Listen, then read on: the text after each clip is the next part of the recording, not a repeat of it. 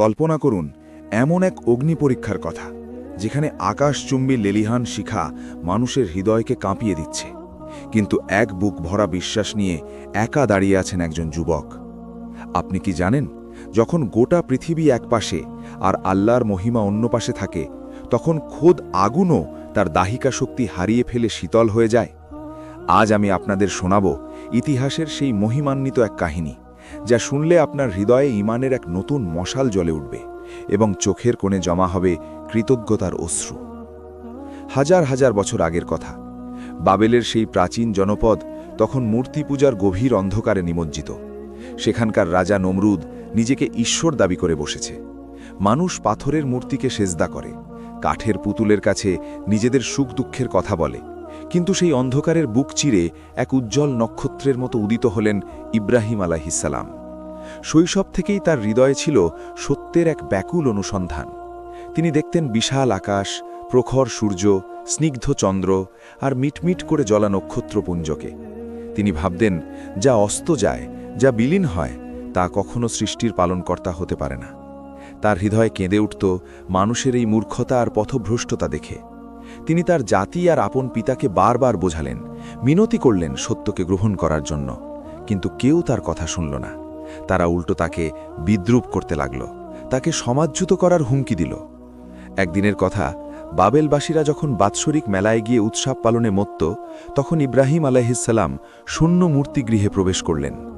বড় মূর্তিটি ছাড়া বাকি সব ছোট ছোট মূর্তিকে তিনি ভেঙে চুরমার করে দিলেন এবং কুড়ালটি বড় মূর্তির কাঁধে ঝুলিয়ে দিলেন। যখন উৎসব শেষে তারা ফিরে এসে এই দৃশ্য দেখল, তাদের ক্রোধের সীমা রইল না। তারা ইব্রাহিম আলাইহিসসালামকে পাকড়াও করে জিজ্ঞেস করল, আমাদের দেবতাদের এই অবস্থা কে করেছে? ইব্রাহিম আলাইহিসসালাম অত্যন্ত ধীরস্থির আর মায়াবী কণ্ঠে বললেন, এই তো বড় মূর্তিটি অক্ষত দাঁড়িয়ে আছে, একেই জিজ্ঞেস করো না কেন? তাদের মাথা অপমানে আর লজ্জায় নুয়ে গেল, কারণ তারা মনে মনে জানত পাথরের মূর্তি কথা বলতে পারে না। কিন্তু অহংকার আর অন্ধত্ব তাদের বিবেককে গ্রাস করে নিয়েছিল। নমরুদের রাজদরবারে তাকে বন্দী করে হাজির করা হলো। নমরুদ গর্জে উঠল, তার দম্ভ আকাশ ছুল। সে চাইল সত্যের সেই প্রদীপ্ত মশালটিকে চিরতরে নিভিয়ে দিতে। সে এক ভয়ঙ্কর এবং নজিরবিহীন এক পরিকল্পনা ঘোষণা করল। সে আদেশ দিল, এক বিশাল অগ্নিকুণ্ড তৈরি করা হবে, যাতে পুড়িয়ে মারা হবে ইব্রাহিমকে।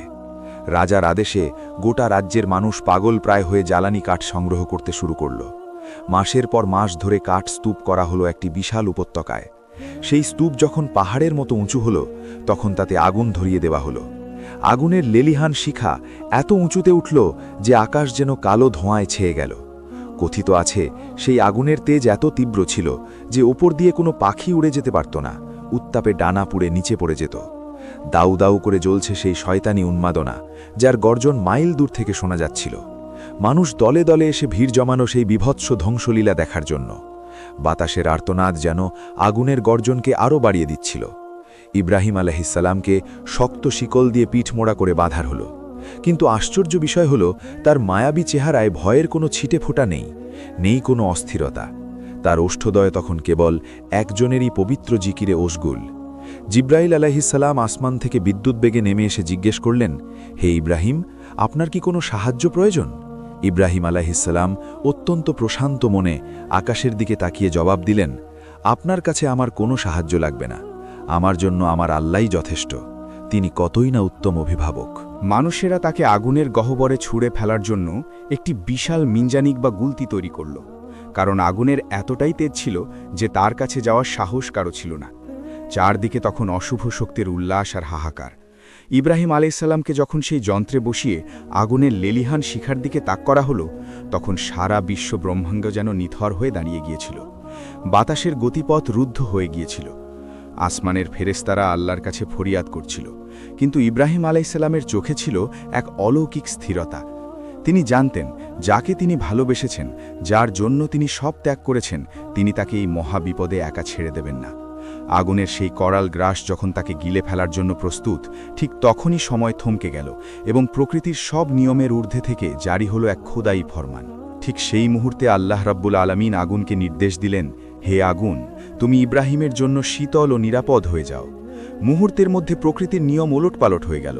যে আগুনের দাহিকা শক্তি পাথরকেও গলিয়ে ফেলার ক্ষমতা রাখত, সেই আগুন হঠাৎ এক জান্নাতি বাগানে পরিণত হল। ইব্রাহিম আলাইসাল্লাম যখন আগুনের বিশাল কুণ্ডের মাঝখানে গিয়ে পড়লেন, তখন উপস্থিত হাজার হাজার মানুষের রুদ্ধশ্বাস নীরবতা ভেঙে কেবল আগুনের গর্জন শোনা যাচ্ছিল। নমরুদ আর তার পারিষদবর্গ ভেবেছিল কয়েক সেকেন্ডের মধ্যেই ইব্রাহিমের অস্তিত্ব ছাই হয়ে বাতাসে মিশে যাবে। তারা উল্লাসে ফেটে পড়ার অপেক্ষায় ছিল, কিন্তু বিধাতা যার রক্ষক, তাকে মারার সাধ্য কার? আগুনের সেই লেলিহান শিখার ভেতর এক অলৌকিক দৃশ্য তৈরি হল। যে শিকল দিয়ে তার হাত পা বাঁধা ছিল, অলৌকিকভাবে কেবল সেই দড়ি আর শিকলগুলো পুড়ে ছাই হয়ে গেল, কিন্তু ইব্রাহিম আলাইহিসসালামের শরীরের একটি লোম কিংবা তার পরিহিত বস্ত্রের একটি সুতোও আগুনের উত্তাপ স্পর্শ করতে পারল না।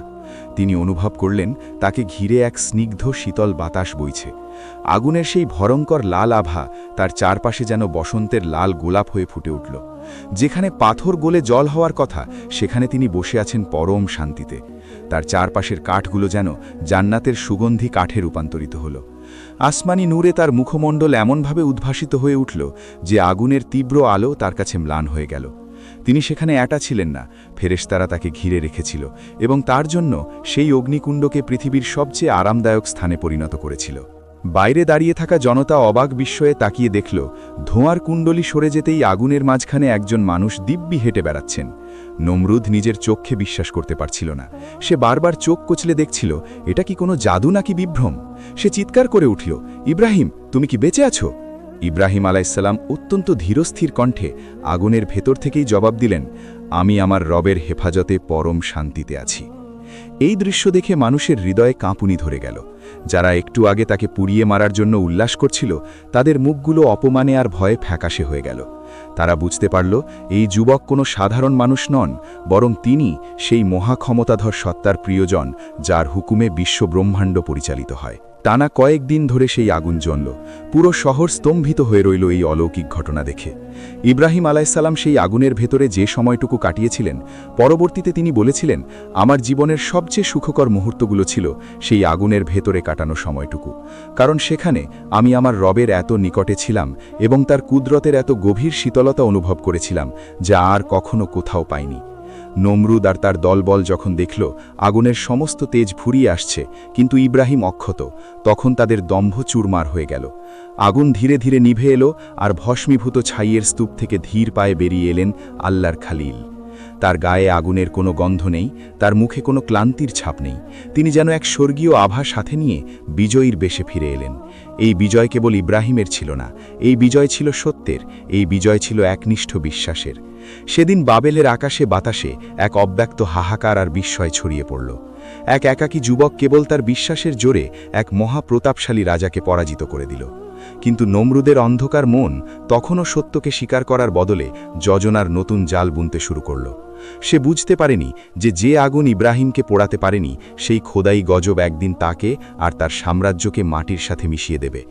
মানুষের চোখের সামনে এক জীবন্ত মোজেজা ঘটে যাওয়ার পরও একদল মানুষ হেদায়েত পেল, আর একদল তাদের অহংকারে অন্ধ হয়ে রইল।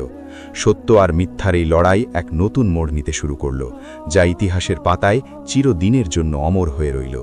আগুনের সেই লেলিহান শিখা নিভে গেল ঠিকই, কিন্তু নমরুদের হৃদয়ে হিংসে আর পরাজয়ের আগুন দাউ দাউ করে জ্বলতে থাকল।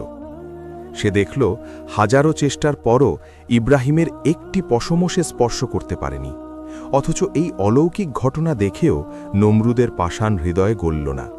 ইব্রাহিম আলাইহিসসালাম যখন শান্ত পায়ে আগুনের ছাইয়ের ওপর দিয়ে হেঁটে আসছিলেন, তখন তার বাবার চোখের কোণে কি এক বিন্দু জল চিকচিক করে উঠেছিল আমরা জানি না। তবে সেই জনপদে তার জন্যে আর কোনো ঠাঁই রইল না। এক বুক হাহাকার আর এক আকাশ বিশ্বাস নিয়ে তাকে ছাড়তে হলো নিজের জন্মভূমি, নিজের আপনজন। সত্যের পথে চলার মাসুল হিসাবে তাকে বরণ করতে হলো একাকিত্ব। ইব্রাহিম আলাইহিসসালাম যখন নিজের ভিটে মাটি ছেড়ে অজানা পথের দিকে পা বাড়ালেন, তখন কি তার বুকটা কেঁপে ওঠেনি? পেছনে পড়ে রইল তার শৈশবের স্মৃতি, তার চেনা অলিগলি। কিন্তু যার হৃদয়ে রবের ভালোবাসা একবার জায়গা করে নেয়, তার কাছে এই পৃথিবীটা বড় তুচ্ছ হয়ে যায়। তিনি চলছিলেন এক অজানার উদ্দেশ্যে, যেখানে কেবল তিনি আর তার মহান রব। এই যে একাকী পথ চলা, এই যে সব হারিয়েও না হারার এক অদ্ভুত তৃপ্তি, এটাই তো ছিল তার বিশ্বাসের আসল বিজয়। আজ আমরা হয়তো গল্পটা শুনছি, কিন্তু একবার কি ভেবে দেখেছি সেই নিঃসঙ্গ পথিকের মনের অবস্থা? যখন গোটা পৃথিবী তাকে শত্রু মনে করেছিল, যখন আপন বাবা তাকে ঘর থেকে বের করে দিয়েছিল, তখন তার অশ্রুসিক্ত চোখ দুটি কেবল আসমানের পানে চেয়েছিল। আপনারা কি শুনতে পাচ্ছেন সেই হৃদয়ের কান্নার ধ্বনি? ইব্রাহিম আলাইহিসসালামের এই পরীক্ষা আমাদের শেখায় যে যখন আমরা আল্লাহর জন্যে সব ছেড়ে দিতে রাজি হই, তখন আল্লাহও আগুনের ধর্ম বদলে দেন আমাদের জন্যে। আমাদের জীবনেও কত বিপদ আসে, কত কষ্টের আগুন আমাদের চারপাশ থেকে ঘিরে ধরে। আমরা কি পারি ইব্রাহিম আলাইহিসসালামের মতো করে বলতে, হাসবুনাল্লাহু ওয়া নি'মাল ওয়াকিল, অর্থাৎ আমার জন্যে আমার আল্লাহই যথেষ্ট? আজ আমাদের ঈমান কত দুর্বল। ছোট ছোট বিপদে আমরা ভেঙে পড়ি, হাহাকার করি। কিন্তু দেখুন, আগুনের সেই লেলিহান শিখাল মাঝে দাঁড়িয়েও এক মুহূর্তের জন্যে ইব্রাহিমের বিশ্বাস টলেনি। হে আমার রব, আজ এই গল্প বলতে গিয়ে বুকটা ফেটে যাচ্ছে। আমরা আপনার সেই মহান খালিলের উত্তরসূরি হওয়ার দাবি করি, কিন্তু আমাদের হৃদয়ে কি সেই বিশ্বাসের ছিটে ফোটাও আছে? ইব্রাহিম আলাইহিসসালাম আগুনের ভেতর যে শান্তি পেয়েছিলেন, তা ছিল আপনার দিদারের শান্তি। আজ আমরাও তো গুনাহের আগুনে পুড়ছি, দুনিয়ার মোহে অন্ধ হয়ে আছি। আমাদের হৃদয়গুলো আজ পাথরের মতো শক্ত হয়ে গেছে। মাওলা, ইব্রাহিম আলাইহিসসালামের সেই আগুনের পরীক্ষা আমাদের মনে করিয়ে দেয় যে আপনি চাইলে আগুনকেও বাগান বানাতে পারেন, আর আপনি না চাইলে বিশাল রাজপ্রাসাদও জাহান্নাম হয়ে যেতে পারে। আসুন না, আজ আমরা একবার নিভৃতে নিজের মনের কাছে প্রশ্ন করি, আমরা কার গোলামি করছি? দুনিয়ার নমরুদের, নাকি সেই মহান আল্লাহর যিনি ইব্রাহিমকে রক্ষা করেছিলেন? আগুনের সেই শিখা 1000 বছর আগে নিভে গেছে, কিন্তু ইব্রাহিমের সেই বিশ্বাসের মশাল আজও জ্বলছে।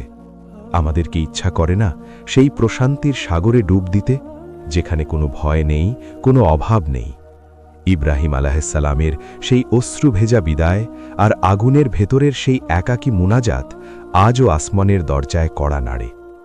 আজ যদি আমরাও সবটুকু উজাড় করে দিয়ে তাকে ডাকতে পারতাম, হয়তো আমাদের জীবনের সব কষ্টগুলো একদিন শীতল জান্নাতি প্রশান্তিতে ভরে যেত। হে দয়াময় আল্লাহ, আমাদের সেই ঈমান দিন যে ঈমান আগুনকেও হার মানায়। আমাদের সেই চোখ দিন যা আপনার কুদরত দেখে অশ্রু ঝরায়। আমাদের সেই হৃদয় দিন যা কেবল আপনার প্রেমে কাঁদে।